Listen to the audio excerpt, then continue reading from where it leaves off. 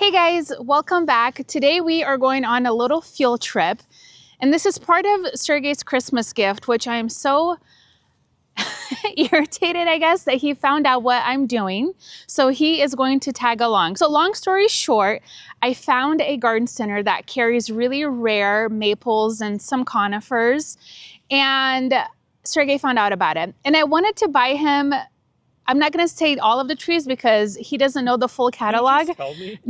No, I will not tell you. You will have to wait a couple of hours until we get there. You know, I have a ritual. I need to do my research. Yeah. I can't do this blindly. So he is doing this blindly. He knows where we're going, and he's seen some of the varieties of maples that they carry. This is all part of Sergey's like rare maple collection that he is starting. And instead of me going by myself, I thought when you buy a tree, at least for us, it's like buying a puppy. You want to see it, you want to look at it, you want to pick it, you want to make sure that it's the right one for you. So Sergey's going to tag along. So this is going to be part of his early Christmas gift. Christmas coming early. Christmas is coming early. I'm so excited to take you guys along. I've never been to this garden center. I'm really excited to see everything that they have, and I just cannot wait. So let's go.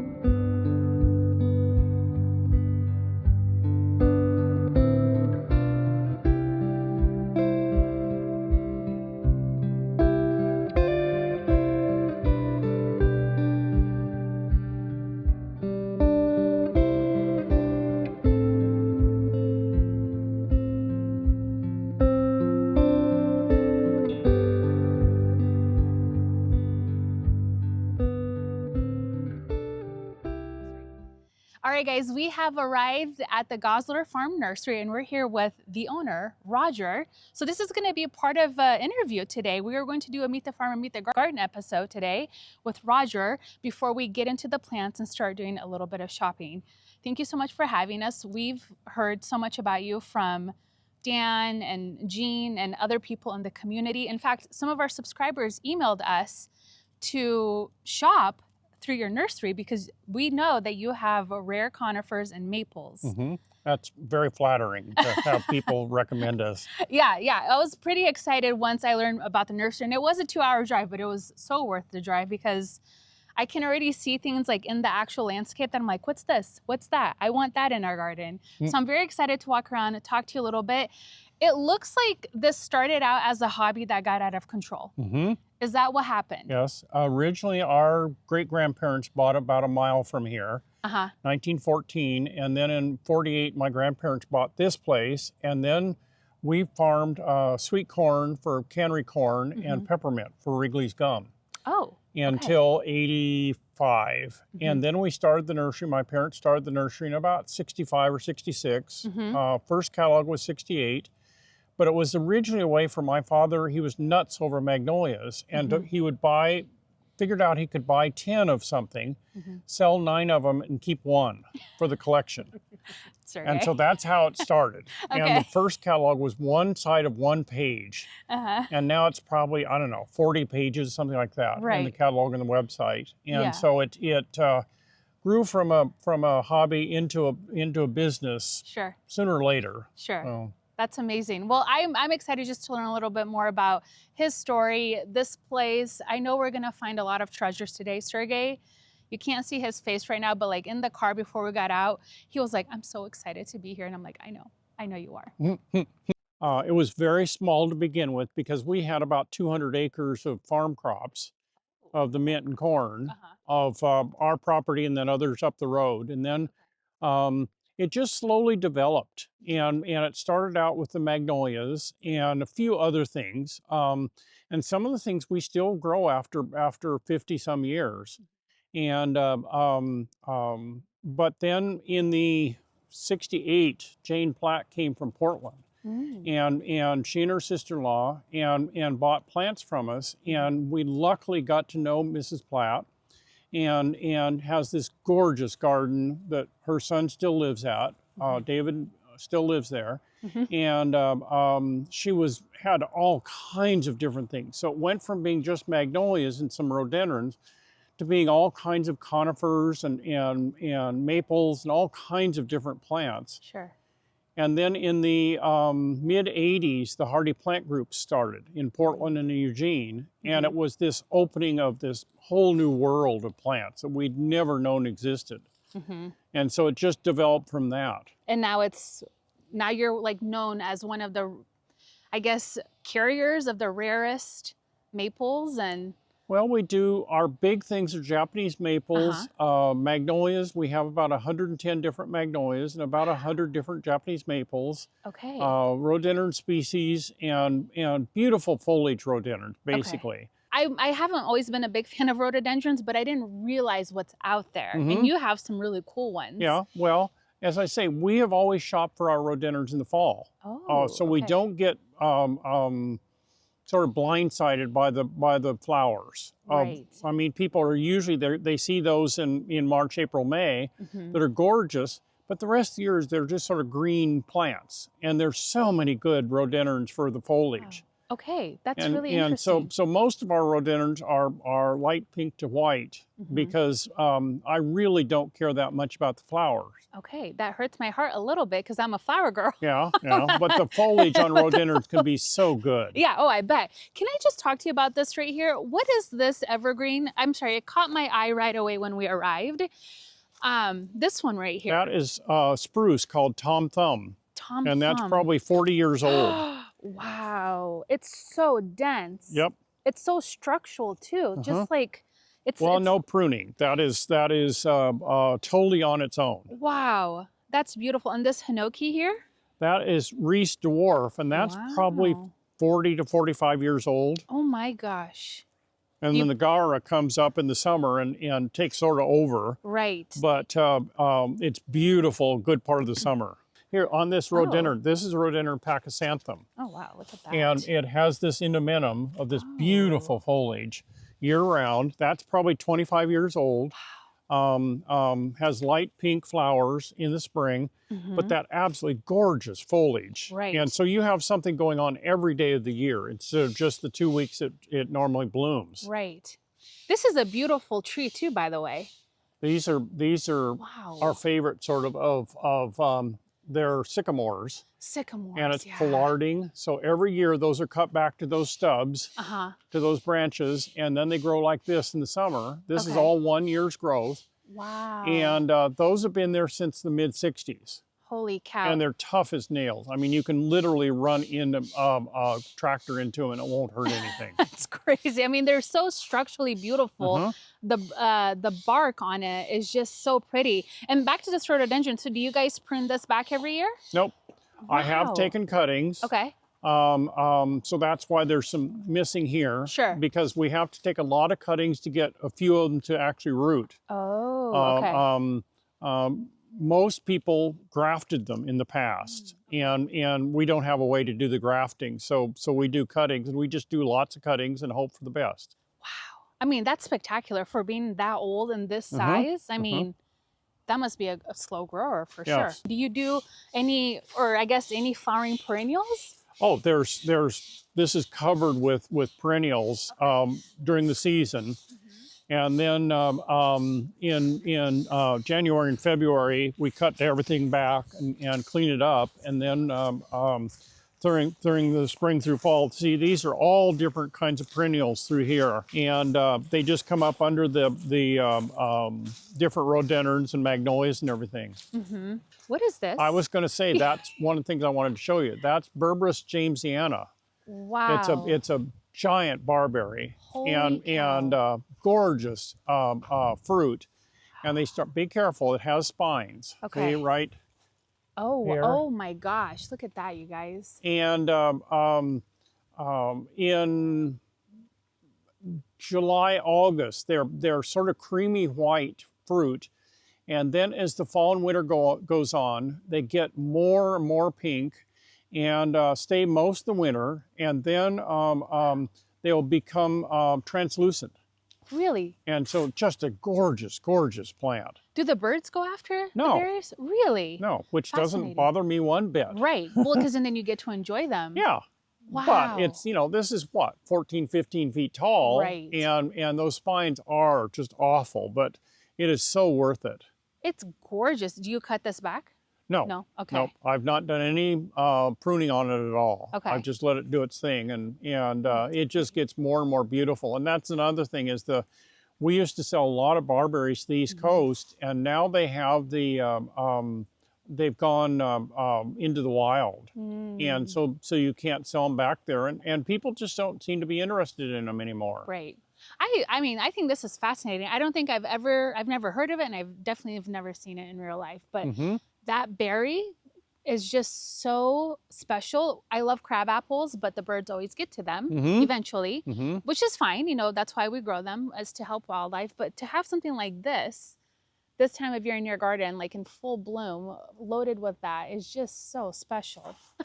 Beautiful thing, I think. Yeah, that's beautiful. Is this a Chief Joseph? Yep. Holy moly, look at how big. This is the biggest one I've ever seen. Yeah, that is the biggest one I've ever I seen. wish it was bushier, but it's we have very rich soil. Right. And it would rather have a clay, sticky soil. And Really? it's become very thin.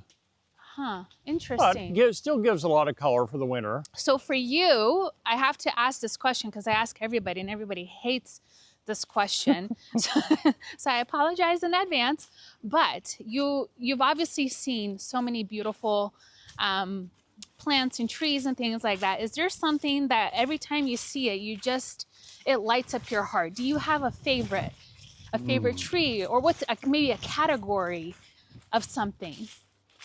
Well, that's really hard. Right. I do have sort of a top 10 of plants. Okay. Acergricium, the paperbark maple, is always absolutely beautiful. Camellia donation, because it flowers very well for us, and it's thousands of flowers. The plant actually weights down with flowers. The Mahonia media hybrids, the right here. Oh, okay. At the end of the house. There's Charity and Winter Sun and several different ones. That's huge. I don't think I've ever seen one that big before. Well, it's probably 50 years old. Wow. But they can be cut down like this next year. I will probably cut that back to maybe 4 feet. And it will regenerate and have much bushier form than it is now. And I'm trying to think what else. Rhododendron pachysanthem that we looked at before for the foliage. There's a bunch of different things that are really, really good, consistent plants for the garden that I think should be in everybody's garden. Like when we first started gardening, I would say probably 5 years ago? 6 years ago, we truly started gardening, and we realized quickly how important it is to have your core plants. For us, that was always trees. We just love trees so much. And, in the beginning, I would just buy one of each because I didn't know. I didn't know the rules. And looking back at pictures now, I just think how silly my garden looked back in the day.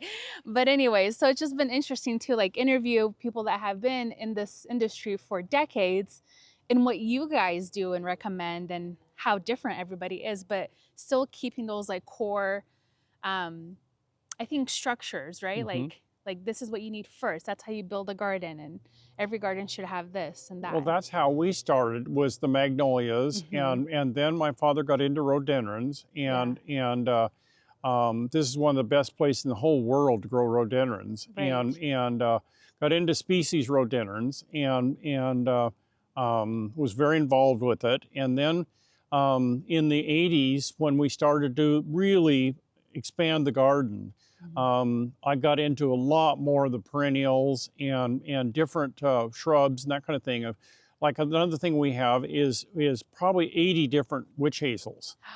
And so in January, February, it's this brilliant color when there's hardly anything else going on. Right. And then great fall color of the foliage. And they're wonderful large shrubs, small trees, and they do very well here. Oh, we love a witch hazel. Love. Sergey, You're speaking Sergey's language right now. I know like a yellow and an orange color. Are there any other colors?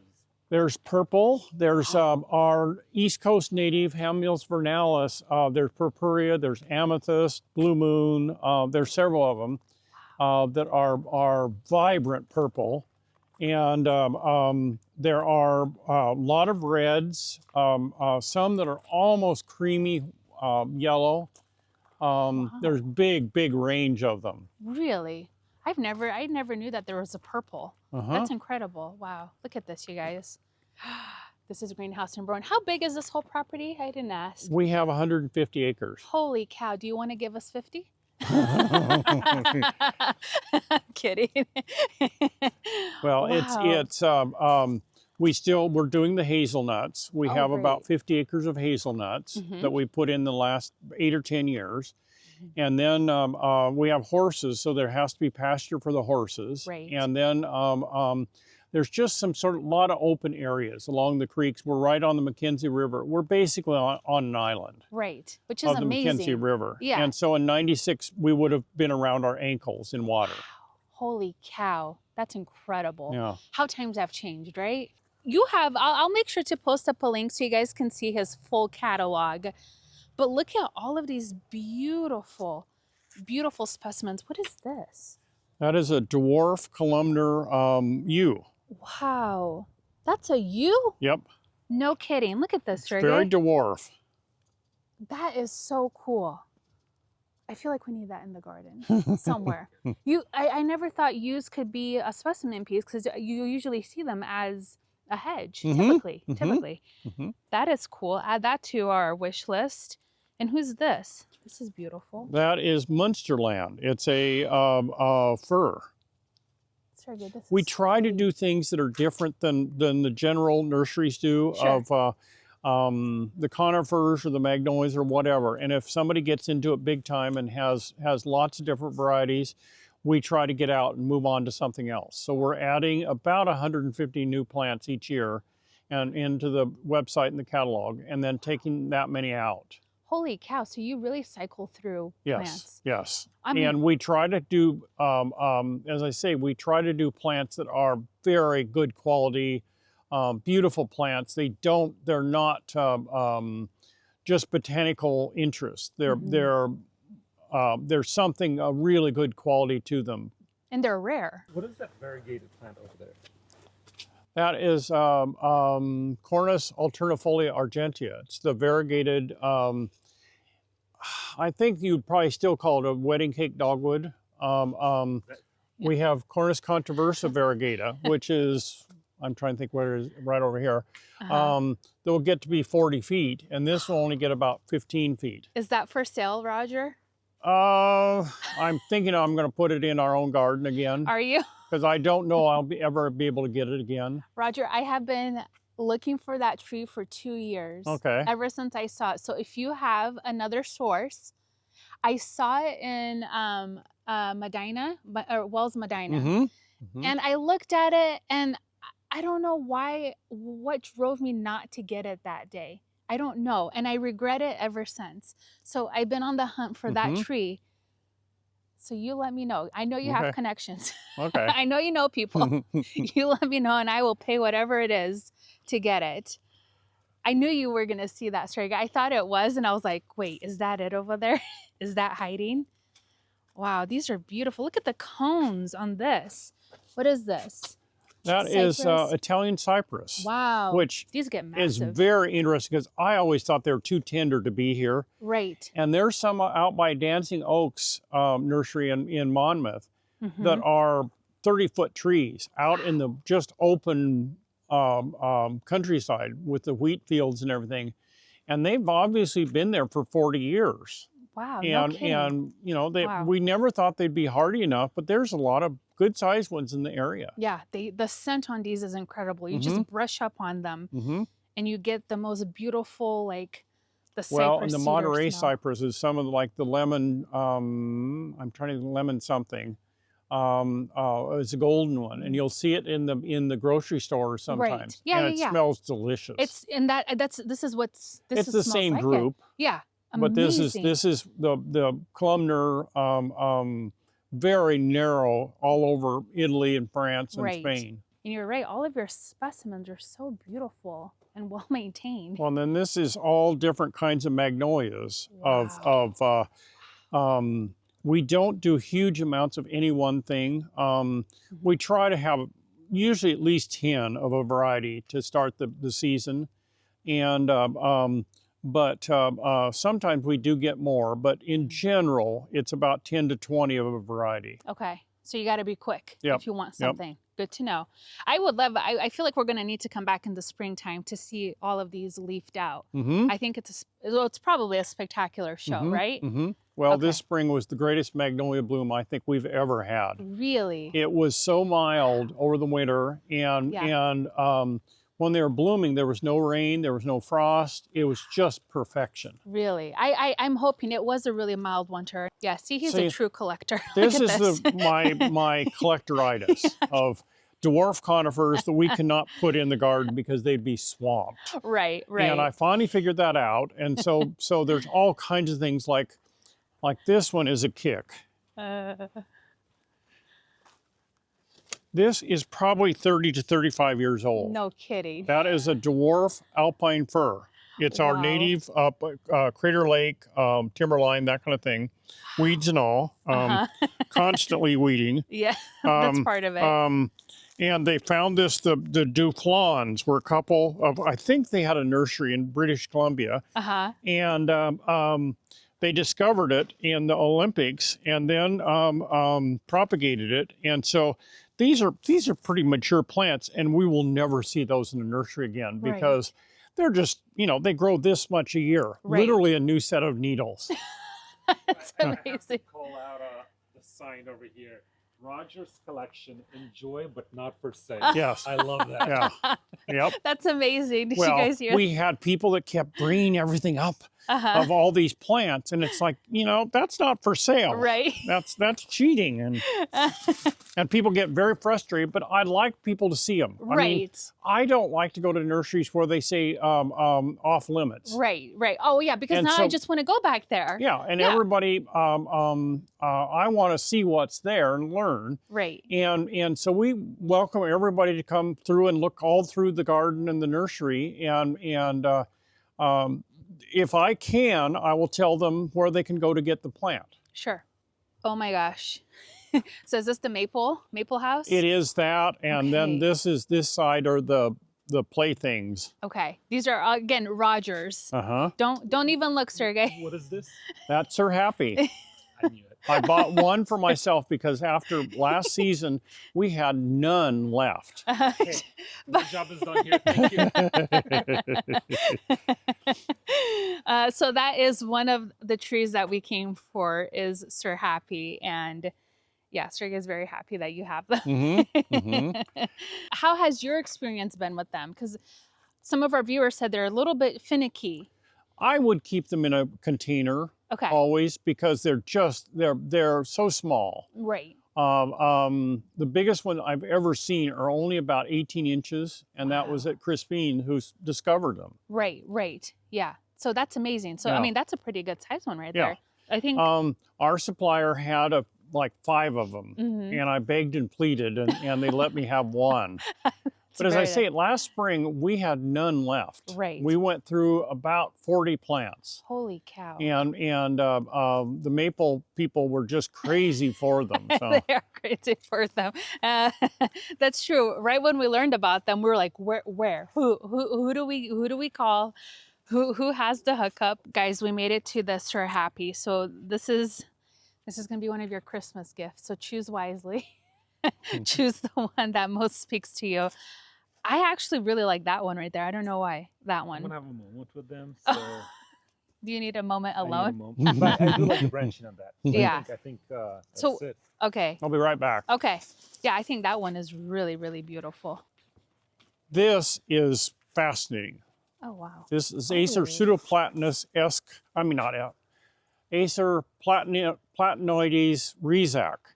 And see, it's like Pringles potato chips. No way. And our original plant is probably 40 years old, and it's maybe 15 feet tall and only about a foot across. Holy cow, these are just falling off. Look at this. And I can show you the big one. It's just back toward your car a little bit.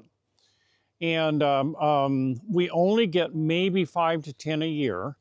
And we had a friend in Seattle that decided that he had to have a bunch. And so he bought 4 of them. Wow. And they were $450 a piece. And then getting them to Seattle. And I saw them this summer, and it's like, oh my gosh, that's a lot of money. That's a lot of, I mean. But these are probably 5 to 6 years old. Wow. And nobody else, to my knowledge, has them. That I've never ever seen anything with foliage like this. And so, how do they grow? Do they? Well, you'll come show out here us. and I'll show you the big one. Holy cow, Sergey. We don't have an endless budget. Just remember. See, this one is at least 40 years. Wow. This one? Yep. Holy cow. And what it is in the old days, back to fairly recently, they would do Norway maples as understock, and they would grow thousands of seedlings to graft the different kinds of selected cultivars of Norway maples. And out of these thousands of seedlings, every once in a while, one would come up like this. Be very, very compact, very dwarf. And there's several of them. There's this is Rizak, there's Carlton, there's several other ones. And they would discover them and then propagate them. But you don't have Norway maples anymore because they've turned out to be a nuisance tree. They will produce tens of thousands of seedlings. Wow. And so the nurseries are not growing them anymore. And it's really sad because there were some beautiful trees there. Yeah. And they discovered these over the years, and a few people have kept them going. Right. I mean, just to have something like this tucked away in a garden bed, it doesn't take up any space. But look at that vertical color that you're going to get. Well, and then it's very difficult to propagate because oh, is it? Okay. It only grows maybe, well, let's see if I can get one.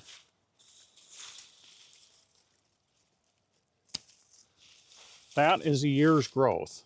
Oh, wow. Look at that, and so it's very hard to get a graft. Okay. And so you just don't see it because you have to have the understock for it, and then you have to graft with these little tiny stems. So it takes a long time. And see, this was the first magnolia of the collection. The original house was right here. Wow. So this was by the front porch. This is Magnolia Liliflora, and it's probably approaching 80 years. No kidding. And I expect it to fall apart at any moment. Yeah. I've left a few of the stems, but we had the ice storm 2 years ago, and it took that whole side off of it. And I'm just letting it be as long as it can. Right. It's beautiful. I mean, the shape of it is beautiful. It has a bonsai shape to it. Wow. It was a lot better, but it's still sort of fun. But this was like your childhood magnolia right here. That's very fun. That's very cool. Look around over by the house. Oh, see okay. Him? See it right here. Oh, Benny. Look, Benny's in the garden. He finds a spot that's a good spot. I see him. He looks like a little bear, just like peeking his little head out. He's so cute. Thick, coat. Yeah. I never felt that before. I don't. Yeah, me neither. He's adorable. Well, normally it's a lot longer, but we prune him back for the summer, and then I'll let it go all winter. We prune him back. I mean, it's that long. That's so cute. Wow. What is this? Is this also? Look at these rounded leaves, rhododendron. That's rhododendron obiculaire. Wow. It's the lily pad rhododendron. And so they'll have gorgeous bells in April that are about this big around, of these deep pink bells. Really? I mean, just like the top, like this right here. It looks like a flower. Look at that. Well, that's what I say. And, this is a rhododendron, and these are all different hybrids or species of rhododendrons. Fascinating. I never knew that they were this cool. What is this, Roger? Wow. That is Leucothoe rainbow. It's a fetterbush. It's an East Coast native, but somebody found a variegated one. Wow, that is so cool. And they're beautiful because they change color through the year. Yeah, And see, variegated rhododendron. Yeah, look at that. It's pretty much all about the foliage for us. Right, and that seems to be the big theme here at the garden. Like the foliage is the thing. So there's something going on all the time. Right. Yes. Sergey found treasures. So let's see. So which one is this? This is Hosokawa. Kawa. Okay, so if you're a collector, this might be on your list. There's Mika, is it cane? Mikawa cane. That's so pretty. And that's the same group as Mikawa Yatsubusa. Oh, okay. Several of these are those smaller, and this is Mystic Mikawa. Okay. So it has some purple to the foliage. That's really beautiful. Oh, I like the branching on this one. I like this one, the Japanese princess. Oh, I think somebody mentioned that one. That should go on our list. Japanese princess. Serious. Look at you. Hi, Benny. So we are right here in one of the last greenhouses that we're going to be checking out. And these are all of your perennials. And I didn't realize that you also do perennials, which is so great. Now, it's an addiction. Now, do you take the same approach, though? Do you grow rare things with your perennials? We try to get more unusual things. One of our main things is the Northwest Garden hybrid hellebores. Oh. And Ernie and Marietta, we're doing breeding, and they've been friends for probably 40 years. They're west of Eugene, and they're incredible breeding program on the hellebores. They've totally changed how hellebores. I mean, 30 years ago, we had hellebores that were supposed to be white. Basically, they were light green, and there were purples and some pinks, but that was about it. Right. And they've brought in true clear yellows, blacks. Wow. They're so dark purple, they're black. There's doubles, there's singles. They've got I think there's about 20 different varieties that they've been selling, and then they've sold out to Little Prince in Wilsonville. But we knew they were going to do that, so we bought a lot of seed from them and grew our own seed. And so we do those. We do a lot of epimediums, lots of ferns. I'm trying to think. Citrostylus, the red, pink, and white blooming here. Sure. This is incredible. It's a South African bulb, but it's totally hardy for us. Look at that, you guys. And is this the regular blooming time? Yep. Wow. They will bloom till Thanksgiving. They've been blooming. This is one that we named. This is Oregon Sunset. Wow, look at that. And we found it in our garden. And then quite a few different agapanthus. Oh, I love agapanthus. And then this one is sort of fun. Do you know Naked Ladies, the Amaryllis belladonna? No. It's a hardy amaryllis like you get at Christmas. No kidding. And they bloom in the late summer into the fall with no leaves on them, so they're called Naked Ladies. And get a naked lady in your garden. Yeah. And it's very interesting because they will leaf out now, and they will grow all through the winter and into the summer, and then go dormant in the summer. You think they're dead and gone, and all of a sudden they'll start blooming, and it doesn't have to have summer water. You'll see them in Sonoma, Mendocino County, out on open countryside, of just these beautiful plants out in the middle of nowhere where old farmsteads were. Incredible. All right, guys, we are going to wrap up our time with Roger because we can talk for hours and hours and hours. Sergey and I are going to do a little bit of plant shopping, but we will make sure to tell you guys and show you guys exactly what we buy.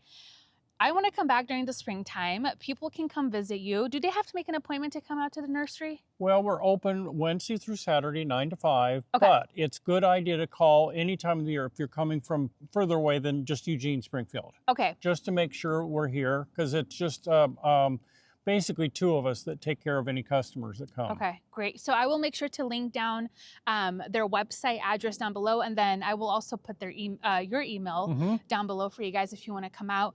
I think if you're a collector or you just want something really special, you're going to find it here.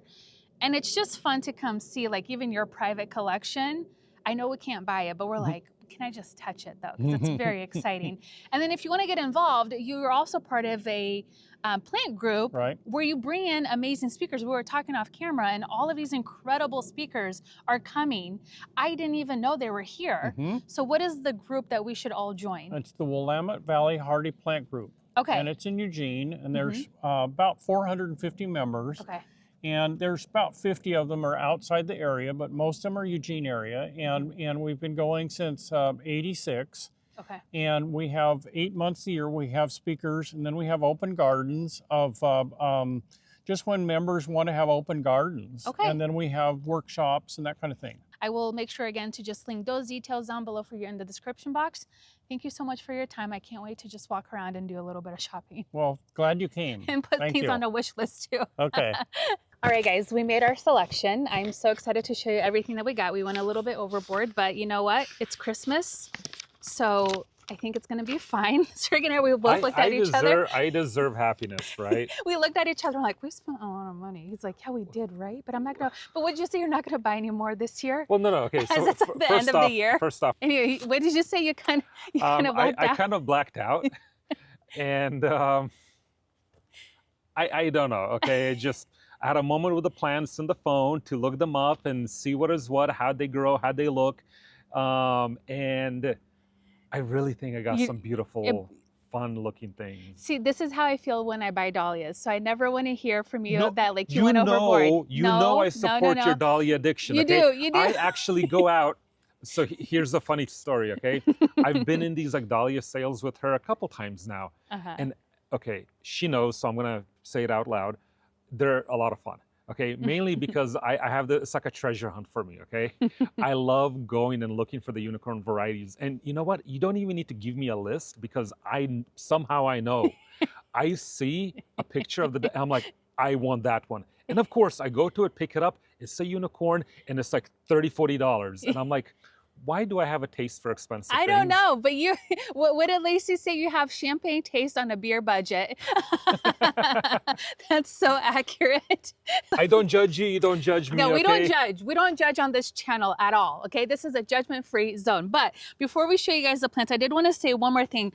They are having a hellebore open house. They have over 4,000 plants, and these are going to be incredible hellebores. So the dates are, let's see, we'll open, let's see, 2 weekends, February 20th, 21st, 22nd, and 27th, 28th, and March 1st here at the nursery. You can get a sneak peek at all of the hellebores at the Northwest Garden Nursery, and then you can come buy the hellebores here. So you know yourselves, I think as gardeners, that time of year when there's not a lot going on and the hellebores come on, we're all very excited. So I will definitely be here for this sale. So everything here is new except one thing. So so happy, that's what we came here for, right? Yeah. This is what I've been after. I mean, look at it. Just look at those fun So pretty. little curly leaves. Yes. I love that. Okay, who's next? And this is a go pretty ahead. big one. Oh, sorry, I cut you off. Go ahead. No, it's a pretty big one. It is beautiful. Okay. Yeah. Then let's just focus on the maples. Okay. This one here, Arctic Flame. Look, you still see a little bit of the You fun. got Look at that. one. Oh my gosh. Okay. Look at those. Okay, That's I cool. sound like you. Look at that. Look at that. Look at that. You're just making fun of me. You rubbed off on me. Yeah. Okay, that's the second. And then Japanese princess. Gorgeous. And actually, you can't see it on this one. There was one other one, but you don't get to see the full colors. And plus the branching was a little bit more upright. Okay. But it has like kind of like this kind of leaf situation, but they're just bigger. I think we have something similar, but anyway, I just love how they look. They're a lot of fun. Yeah, I mean, I just love the name of it too. And then, wow, I'm gonna fail this one. Let's just show the name. Hasoi Kawa? Hasoi Kawa. I think this was was it a Makawa Yatsubutsu, like a seedling off of it, maybe? I don't know. If Yes, I ask, right? I think this Crispin's creations. Oh, okay. Yeah. So actually, this is the one with the fun leaf, like tightness. Oh, not okay. This one, Not this one. Yeah. Okay. You got 3 ginkgos. 3. Okay. So I only have one at home. Okay. So Elmwood. Elmwood is the first one. This one had a cool leaf structure, right? Or was it just the branching that you like? No, I think if I remember correctly, it's supposed to be like very small, kind of dense leaves. Okay. And it kind of looks like that, right? Just look how dense the little pods are versus the other ones. Okay. And then this one here, Peeve Maribao? I'm not sure. but That's cool. a dwarf variegated one.